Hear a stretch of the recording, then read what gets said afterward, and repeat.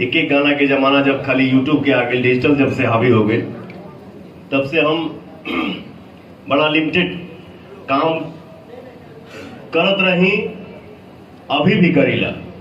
मैं गिनती गिनाने के लिए काम नहीं करता, भले ज्यादा गाना आवता, ये हमारे भाई को सबसे बड़ा श्रेय जाता है जो मैं इतना गाना गा रहा हूं और हर गाने को आशीर्वाद मिल रहा है आप सभी का।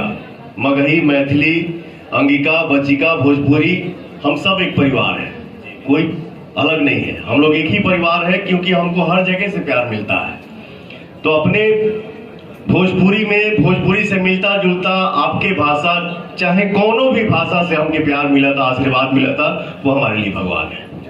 बहुत बहुत शुक्रिया भैया। तो जैसा भाई ने बोला, गाना हर 2 महीना पे 2 से 3 महीना के बीच में एक मगही गाना पवन सिंह का आजीवन आते रहेगा। बहुत बहुत बहुत बहुत धन्यवाद भैया।